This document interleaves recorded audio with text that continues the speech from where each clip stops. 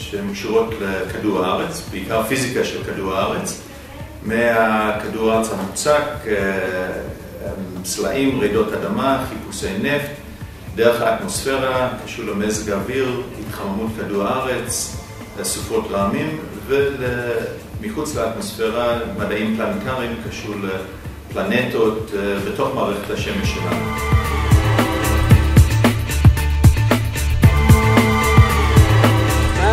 I hope you know what you're doing. תחום המחקר שלי זה בתוך מדעי האטמוספירה, בעיקר סופות רעמים וברקים, מזג האוויר קיצוני. אנחנו מודדים גלים אלקטרומגנטיים באטמוספירה בכמה תחנות בנגב, בערבה, גם בים המלח.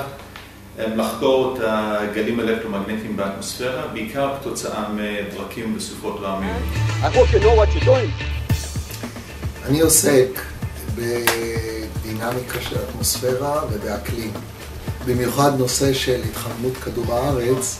אחד הנושאים החשובים שבהם אני עוסק בשנים האחרונות, עם קבוצה די גדולה של חוקרים, ואנחנו חוקרים את יכולת החיזוי של מזג האוויר בסקלות של חיזוי לזמן קצר, חיזוי אופרטיבי, וגם חיזוי לטווח הרחוק.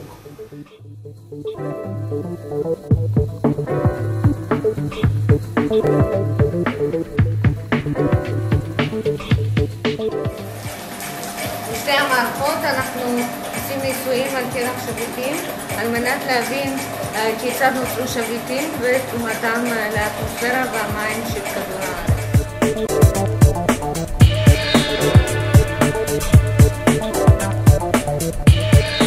במעבדה יש שתי מערכות, אחת ליצירת שכבות דקות של קרח, בה בונים שכבות של קרח עם גז, לבדוק איך נלכדו הגזים בתוך הקרח, ובשכבות העבות של הקרח אנחנו בודקים את החוזק המכני ותכונות פיזיקליות של גלים ושביט.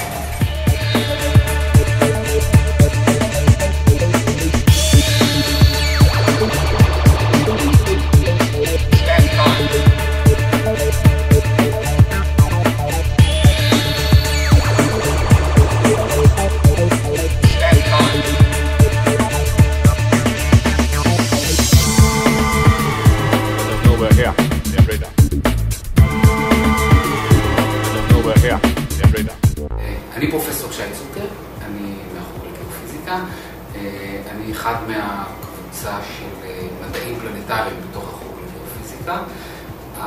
תחום העיסוק שלי ספציפית הוא חיפוש פלנטות רוחבי לכת מחוץ למערכת השמש. סטודנטים שמגיעים לעבוד איתי, סביר שהם יעבדו או על ניתוח מסלולים של גופים במערכת השמש, הבנה של לא רק של המסלולים, גם הסיבוב שלהם סביב עצמם, שמושפע מכל מיני דברים, או על הבנה של השיטות שבהם אנחנו משתמשים כדי לגלות פלנטות מסביב לכוכבים אחרים.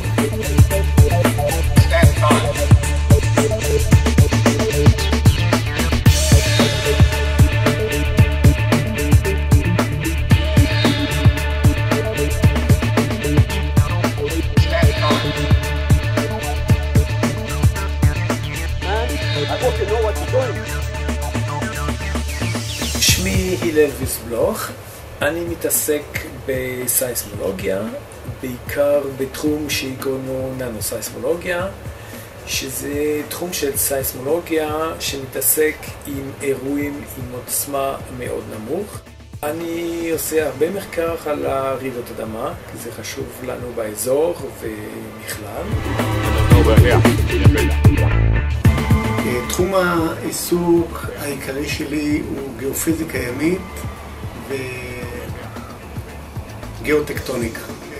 הים מכסה יותר מ-70% מפני כדור הארץ, ורק כשנצליח לדעת מה קורה על קרקעית הים, נוכל להבין איך כדור הארץ בוער.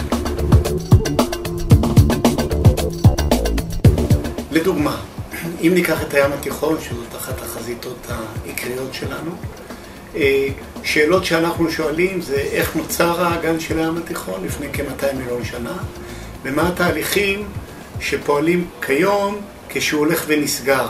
מה מקור כמויות הגז הענקיות שיש לנו בים התיכון, וגם הנפט כנראה. מקור עיקרי לרעידות אדמה באזורנו בא מכיוון הים התיכון. צונאמי שהיו באזורנו והתרחשו גם בעתיד באזורנו, הם אחד מהנושאים שאנחנו מטפלים בהם.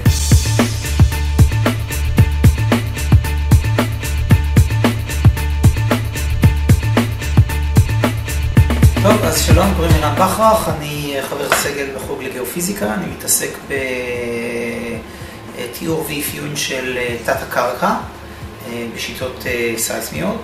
בדרך כלל מה שאותי מעניין זה תכונות החומר, איך אפשר לבדוק את מה שקורה מתחת לאדמה מבלי לחפור, ולמצוא את החל מחוזק החומרים וכלה בתכונות שקשורות להובלה של נוזלים בקרקע, חיפושי נפט וגז, וכן בעיות סביבתיות כאלו ואחרות, וכמובן בעיות הנדסיות שקשורות לעמידה של אדמה בכל מיני זעזועים סייסמיים, או בעצם חוזק של האדמה בקשר לבנייה חזקה או רבה, כבישים וכדומה.